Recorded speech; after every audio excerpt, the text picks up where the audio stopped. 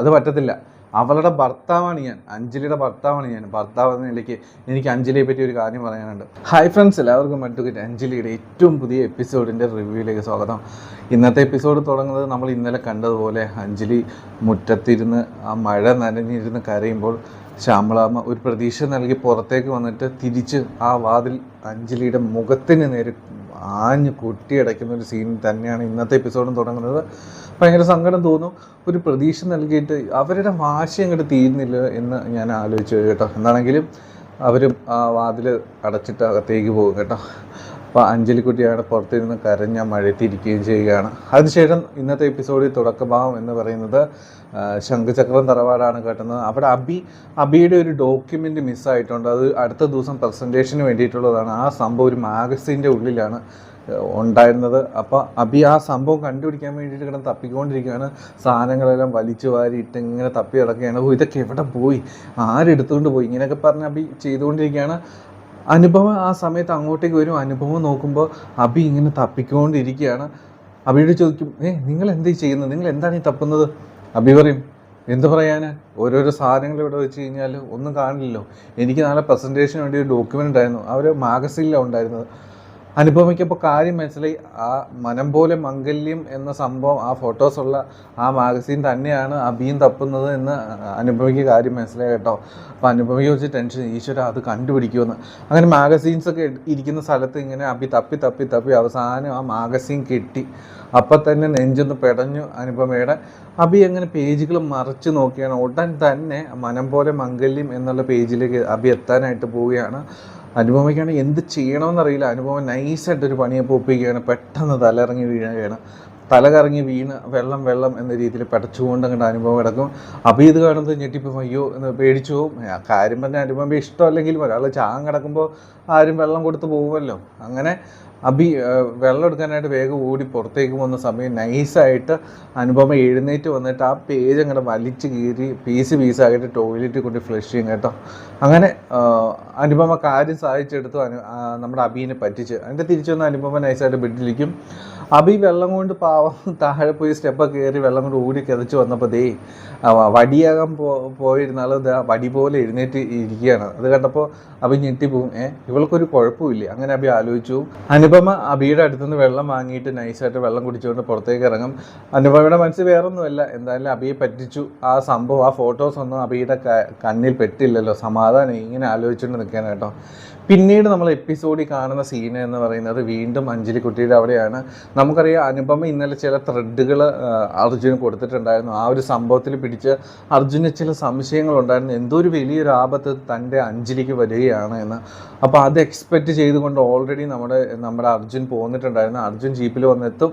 ആ ഒരു സമയത്ത് അഞ്ജലി നനഞ്ഞിങ്ങനെ അവിടെ ഇരിക്കുകയാണ് കേട്ടോ, കരഞ്ഞ്. ഒരു ജീവനുണ്ടെന്ന് പോലും നമ്മുടെ അഞ്ജലിക്ക് തോന്നില്ല. അങ്ങനെ ഒരു അവസ്ഥയിലേക്കുന്നത് അർജുൻ അതൊന്നും പ്രതീക്ഷിക്കുന്ന പോലും ഇല്ല കേട്ടോ, ഇങ്ങനെ ഒരു സംഭവം ഉണ്ടാവുമെന്ന്. അർജുൻ ഒന്ന് ജീപ്പിൽ ഇറങ്ങും. അത് ഇങ്ങനെ നോക്കുമ്പോഴാണ് കാണുന്നത് അഞ്ജലി ഇങ്ങനെ ഇരിക്കുന്നത്. ഇത് കാണുമ്പോൾ ഷോക്കഡായി പോകും. അർജുന് ആകെ ഷോക്കായി പോകും. അർജുൻ ഓടി വരും. അഞ്ജലി എന്ന് പറഞ്ഞാൽ ഓടി വരും. അഞ്ജലി എടുത്ത് തോന്നുന്നു, അഞ്ജലി എന്ത് പറ്റി, നിന്നെ ആരും ഇങ്ങനെ ഇരുത്തി, നീ എന്തിനും ഇങ്ങനെ ഇരിക്കുന്നത്, എന്താ പറ്റി അഞ്ജലി എന്ന് പറയും. അഞ്ജലി ഒന്നും റെസ്പോൺസ് ചെയ്യുന്നില്ല. അതുപോലെ ആയിപ്പോയി പാവം കേട്ടോ. മഴ നനഞ്ഞ് അതുപോലെ ആയിപ്പോയി. അങ്ങനെ അവസാനം അഞ്ജലി പറയുകയാണ്, ഞാൻ ചെയ്ത തെറ്റിനുള്ള അച്ഛനെ അമ്മേനെ ഞാൻ ചതിച്ചു. അതിനുള്ള തെറ്റിനുള്ള ശിക്ഷ എനിക്ക് കിട്ടുകയാണ്. അത് അനുഭവിച്ചുകൊണ്ടിരിക്കുന്നത്. അതിൽ ആരിടമുണ്ട്, രാജീവ് എന്താണെങ്കിലും പൊക്കോളും, ഞാനിത് ഒറ്റയ്ക്ക് അനുഭവിച്ചോളാം എന്നൊക്കെ പറയും. അങ്ങനെ ഞാനും രാജീവും തമ്മിലുള്ള കല്യാണം കഴിഞ്ഞു. രാജീവ് എൻ്റെ കഴുത്തിൽ താലി കെട്ടി എന്ന് ഇവർ അറിഞ്ഞു. രാജീവാണത് കെട്ടിയത് എന്ന് ഇവർ അറിഞ്ഞു. ഞാനതിന് ശിക്ഷ അനുഭവിച്ചേ പറ്റത്തുള്ളൂ. എന്താണ് രാജീവ് ഇത് നോക്കണ്ട, ഞാൻ തന്നെ ഇത് അനുഭവിച്ചോളൂ, ഞാനിത് അനുഭവിച്ചേ പറ്റൂ, രാജീവ് എന്താണ് തിരിച്ചു പോകുള്ളൂ, എൻ്റെ കാര്യം നോക്കണ്ട, ഇങ്ങനെയൊക്കെ അഞ്ജലി പറയണം കേട്ടോ. ഇത് കേൾക്കുമ്പോൾ അർജുൻ സഹിക്കാൻ പറ്റുന്നില്ല. അർജുൻ പറയും, അഞ്ജലി അങ്ങനെയൊന്നും പറയരുത്, എല്ലാത്തിനും കാരണം ഞാനും കൂടി ഇത് ചേർന്ന് അനുഭവിക്കണം. ഒന്നും നീ ഒറ്റയ്ക്ക് നേരിടില്ല, ഞാനും കൂടെ നിൻ്റെ കൂടെയുണ്ട്. എന്താണെങ്കിലും നമ്മൾ ഒരുമിച്ച് നേടും, നീ ഒറ്റയ്ക്കല്ല, നീ ധൈര്യമായിട്ടിരിക്കുക. അങ്ങനെയൊക്കെ പറഞ്ഞ് രാജീവും നമ്മുടെ അർജുനും ഒരുപാട് നമുക്ക് അഞ്ജലിക്ക് സപ്പോർട്ട് കൊടുക്കുകയാണ്. എങ്കിലും അഞ്ജലിക്ക് ഒരു ആശ്വാസം ആവുന്നില്ല. കാരണം താൻ എന്തോ വലിയൊരു തെറ്റ് ചെയ്തു എന്ന് ഒരു വല്ലാത്ത കുറ്റബോധം നമ്മുടെ അഞ്ജലിയെ അലട്ടുന്നുണ്ട് കേട്ടോ. അതുകൊണ്ടാണ് അഞ്ജലി അങ്ങനെ ഇരിക്കുകയാണ്. അർജുൻ എന്നാലും പറയുന്നുണ്ട്, ഞാൻ നിൻ്റെ കൂടെയുണ്ട്, നീ വിഷമിക്കാതിരിക്കുക, നമുക്ക് ഒരുമിച്ച് ഇതിനെ നേരിടാം എന്നൊക്കെ അങ്ങനെയൊക്കെ പറഞ്ഞ് അഞ്ജലിയുടെ കൂടെ അർജുൻ ഇങ്ങനെ ഇരിക്കുകയാണ് കേട്ടോ.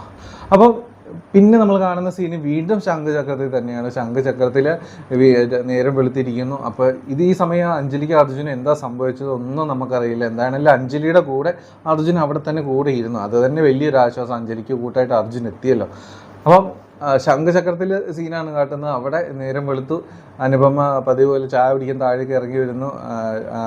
അപ്പം നന്ദിനി മേഡമാണ് ചായയൊക്കെ ഉണ്ടാക്കിക്കൊണ്ടിരിക്കുകയാണ്. നന്ദിനി മേഡത്തിന് ചായ എടുത്ത് കുടിക്കുമ്പോൾ നന്ദിനി ചോദിക്കുന്നുണ്ട്, അർജുൻ ഇന്നലെ വന്നിരുന്നോ? അവനെ കണ്ടില്ലല്ലോ. അവൻ അവിടെ ഒരു മുറിയിലുണ്ടാവുമെന്ന് ഞാൻ വിചാരിച്ചു, പക്ഷെ അവനെ അവിടെ കണ്ടില്ല. നീ അവനെ കണ്ടിരുന്നോ? അനുഭവം പറയും, അതെങ്ങനെ എനിക്കറിയാനാ? മറ്റുള്ളവരോടും ചോദിക്കുക. അവനെ ഇന്നലെ കണ്ടിരുന്നു, പിന്നെ എങ്ങോട്ട് പോയെന്ന് എനിക്കറിയത്തില്ല. അപ്പോൾ നന്ദിനി പറയും, എന്ത് കാര്യം ഉണ്ടെങ്കിലും എല്ലാം കണ്ടുപിടിക്കുകയും ന്യൂസ് അറിയുകയും ചെയ്യുന്ന ആൾ നീയില്ലേ, നിനക്കറിയാതെ ഇവിടെ എന്ത് സംഭവിക്കാൻ?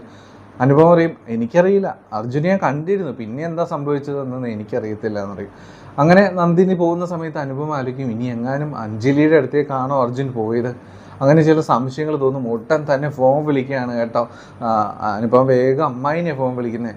അവിടെ പതിവ് പോലെ എല്ലാവരും കിടന്നുറങ്ങുകയാണ്. അതാണ് എനിക്ക് ഭയങ്കര വിഷമം തോന്നിയ സംഭവം. അവർ ഒരു പെണ്ണിനെ പുറത്തിറക്കി വിട്ടിട്ട് എല്ലാവരും പതിവ് പോലെ കിടന്നുറങ്ങുകയാണ്. അച്ഛനമ്മയുടെ കാര്യമൊന്നും എനിക്കറിയത്തില്ല, പക്ഷേ അവിടെ അമ്മായിയൊക്കെ കൂർക്കം വലിച്ചുറങ്ങുകയാണ്. അങ്ങനെ അമ്മായിനെ ഫോൺ വിളിക്കും അനുപമ. അങ്ങനെ ഫോൺ എടുത്തിട്ട് അമ്മായിയോട് ചോദിക്കും, അമ്മായി എന്തായി അവിടെ, എന്തായി അഞ്ജലിക്ക് എന്താ പറ്റിയേ, എന്തൊക്കെയാണ് രാത്രി സംഭവിച്ചത്? അമ്മായി അങ്ങനെ കുറേ പിച്ചും പെയ്യൊക്കെ പറയും. അവസാനം അമ്മായിയാണെങ്കിൽ കുറച്ച് ബോധമൊക്കെ അപ്പോൾ വരും. അയ്യോ ഞാൻ ഉറങ്ങിപ്പോയി, അയ്യോ ഒരുപാട് സമയം പോയല്ലോ. എടി എനിക്കറിയില്ല, അഞ്ജലി പുറത്തിറക്കി വിട്ടു, അവളെ വിളിക്കാനും നോക്കാനും ആരും വന്നിട്ടില്ല. എന്താണെങ്കിലും അതായത് അർജുൻ ആരെങ്കിലും വന്നോ എന്നാണ് അനുപമ ചോദിച്ചുകൊണ്ടിരിക്കുന്നത്. അമ്മായി പറയും, ആരും വന്നിട്ടില്ല, അവളെ നോക്കാൻ ആരും വന്നിട്ടില്ലടി, അവളുടെ വഴിക്ക് പോയി, ഞങ്ങളാരും അതിൽ തുറന്നുമില്ല, അവൾക്ക് എന്ത് സംഭവിച്ചെന്ന് ആർക്കറിയാം. അങ്ങനെ അനുപമ പറയും, അമ്മായി എന്തെങ്കിലും സംഭവിക്കുകയാണോ ഉടൻ തന്നെ എന്നോട് വിളിച്ചു പറയണം, എന്താ അവിടെ നടക്കുന്നതെന്ന് എന്നോട് വിളിച്ചു പറയണം കേട്ടോ. അങ്ങനെ അമ്മായി അങ്ങനെയൊക്കെ പറഞ്ഞു നിൽക്കും. അങ്ങനെ അമ്മായിയാണ് ആദ്യം വീടിന് പുറത്തേക്ക് രാവിലെ വാതിൽ തുറന്നു വരുന്നത്. വാതിൽ തുറന്ന് വരുമ്പോൾ തന്നെ കാണുന്ന കാഴ്ച അമ്മായിക്ക് കിളി പോകുന്നൊരു കാഴ്ചയാണ്. വേറൊന്നുമല്ല, നമ്മുടെ അർജുനും അഞ്ജലി ഒരുമിച്ച് ചേർന്ന് കൈകൾ തമ്മിൽ കോർത്ത് നമ്മുടെ അർജുൻ്റെ തോളിലേക്ക് ചാരി കിടന്ന് തളർന്നുറങ്ങുകയാണ് നമ്മുടെ അഞ്ജലി. അർജുനും ഉറങ്ങുക തന്നെയാണ്. ഈ ഒരു സംഭവം കണ്ടോടുകൂടി കിളി പറന്നു പോയിട്ടോ നമ്മുടെ അമ്മായി ഒട്ടും പ്രതീക്ഷയില്ല, എവിടെയെങ്കിലും പോയി തൊലയട്ടെ എന്ന് വിചാരിച്ചിരിക്കുകയായിരുന്നു. പക്ഷേ അമ്മായി പറയും, ഈശ്വര ഇവള് പോയില്ലേ, ഇവള് പോയതുമില്ല, അവൻ വരികയും ചെയ്തല്ലോ, ഇങ്ങനെ അമ്മായി കിടന്ന് പറയും. അങ്ങനെ എടിയെന്ന് പറഞ്ഞ് അമ്മായി ഒച്ചപ്പാടുണ്ടാക്കും. ഈ ഒരു സമയത്ത് ആ പ്രദേശത്തുള്ള എല്ലാവരും, ആ കോളനിയിലുള്ള എല്ലാവരും പുറത്തേക്ക് വരികയും ചെയ്യുന്നുണ്ട് കേട്ടോ, ഈ സംഭവം ഒച്ചപ്പാടും എല്ലാം കേട്ടിട്ട്. അപ്പോൾ അമ്മായി കിടന്ന് ഇടിയെന്ന് പറഞ്ഞ് ഒച്ചപ്പാടുണ്ടാക്കുന്നതിന് അഞ്ജലി എഴുന്നേക്കും, അർജുൻ എഴുന്നേക്കും, ആകെ ഷോക്കഡായിട്ട് നിൽക്കും, രണ്ടുപേരും എഴുന്നേറ്റിരിക്കും. ഈ ഒരു സമയത്ത് അഞ്ജലിയുടെ അച്ഛനും അമ്മയും എല്ലാം പുറത്തേക്ക് വരുന്നുണ്ട് കേട്ടോ. അങ്ങനെ അവർ പുറത്തേക്ക് വരും, ആര്യം പുറത്തേക്ക് വരും. ഈ സമയത്ത് അമ്മായിയാണ് കയറി ഡയലോഗ് വീശിക്കൊണ്ടിരിക്കുന്നത്. ഇടി നിന്നോട് ഇവിടെ നിന്ന് ഇറങ്ങി പോകാനായിട്ട് പറഞ്ഞില്ലേ, നീ എന്തിനാണ് പിന്നെ നാണം കെട്ടി ഇവിടെ നിൽക്കുന്നത്? ഇങ്ങനെ കിടന്ന് അമ്മായി പറയുമ്പോഴത്തേന് അർജുൻ അവരോടും, അമ്മായി ആവശ്യമില്ലാത്ത വർത്തമാനങ്ങൾ പറയരുത്. അപ്പോൾ അമ്മായി വീണ്ടും അവരോട്, നീ കൂടുതലൊന്നും പറയാൻ നിൽക്കണ്ട, ഞാൻ ഇവളോടാ പറയുന്നത്, മര്യാദയ്ക്ക് നീ ഇവിടെ നിന്ന് ഇറങ്ങി പോകാൻ നോക്കുക, നിന്നെ ഇവിടെ ആർക്കും കാണണ്ട, നാണമില്ലാതെ നീ പിന്നെ ഇവിടെ നിൽക്കുമല്ലേടി. ഇങ്ങനെയൊക്കെ പറയുന്ന സമയത്ത് ആ അമ്മയുടെ പുറത്തേക്ക് ശ്യാമളാമ്മയും വരുന്നുണ്ട്. ശ്യാമളാമ്മ എന്തോ ഭയങ്കരമായിട്ട് ഇങ്ങനെ വൈരാഗ്യമുള്ളതുപോലെ ഒരു മുഖഭാവമാണ് കേട്ടോ. എന്തിനാണെന്ന് എനിക്കറിയത്തില്ല, ഭയങ്കരമായിട്ടൊരു വൈരാഗ്യത്തോട് കൂടിയിട്ടാണ് നമ്മുടെ അഞ്ജലിയുടെ നേരെ നോക്കുന്നത്. പക്ഷേ ആ സമയത്ത് നമ്മുടെ ശ്രീരാമചേട്ടനാണെങ്കിലും പക്ഷേ ഒരു ഉള്ളിൽ വിഷമം ഒരുപാടുണ്ടെങ്കിലും നമ്മുടെ അഞ്ജലി ഇപ്പോൾ അനുഭവിക്കുന്ന ഒരു സംഭവം കണ്ടിട്ട് പുള്ളിയുടെ മനസ്സ് വല്ലാതെ അലിയുകയും വേദനിക്കുകയൊക്കെ ചെയ്യുന്നുണ്ട്. പക്ഷേ ശ്യാമള ഒരു രീതിയിലും വിട്ടുകൊടുക്കില്ല എന്നൊരു രീതിയിൽ വാശിക്കാണ് കേട്ടോ. അഞ്ജലി അമ്മയുടെ അടുത്തേക്ക്, ശ്യാമളയുടെ അടുത്തേക്ക് ചെല്ലുന്ന ഇങ്ങനെ അമ്മയെന്ന് പറഞ്ഞ് പറയാൻ തുടങ്ങുന്നതിനും ശ്യാമള പറയും, എനിക്ക് നീ പറയുന്ന കാര്യമൊന്നും കേൾക്കട്ടെ, നിന്നോട് പറയാനുള്ളതൊക്കെ ഞാൻ ഇന്നലെ പറഞ്ഞു, നീ നിൻ്റെ വഴി നോക്കിപ്പോ, കൂടുതൽ ഇങ്ങോട്ട് കയറാനും നിൽക്കേണ്ട, നിന്നെ ഞങ്ങൾക്ക് കാണാൻ വേണ്ട, നീ നിൻ്റെ വഴി നോക്കിപ്പോ അഞ്ജലി എന്ന് പറയും. അവസാനം അർജുൻ ഇടപെടുകയാണ്, അമ്മ അങ്ങനെ പറയരുത്, എനിക്ക് ചില കാര്യങ്ങൾ പറയാനുണ്ടെന്ന് പറയും. അപ്പോൾ വീണ്ടും ശ്യാമള പറയും, എനിക്ക് ഒരു കാര്യം പറയാനില്ല, അവളെ ഈ വീട്ടിൽ എനിക്ക് കയറ്റത്തില്ല, അവൾ ഞങ്ങളുടെ ആരുമല്ല, അവളെ ഇന്നലെ ഈ വീട്ടിൽ നിന്ന് തന്നെ ഇറക്കി വിട്ടതാണ്. അർജുൻ പറയും, അത് പറ്റത്തില്ല, അവളുടെ ഭർത്താവാണ് ഞാൻ, അഞ്ജലിയുടെ ഭർത്താവാണ് ഞാൻ, ഭർത്താവ് എന്ന നിലയ്ക്ക് എനിക്ക് അഞ്ജലിയെ പറ്റി ഒരു കാര്യം പറയാനുണ്ട്, അപ്പം അത് കേട്ടണം, അത് എന്താണെങ്കിലും കേൾക്കാനുള്ള സാഹചര്യം നിങ്ങൾ ദയവ് ചെയ്ത് ഞങ്ങൾക്ക് തരണം. അങ്ങനെ അർജുൻ പറയും കേട്ടോ.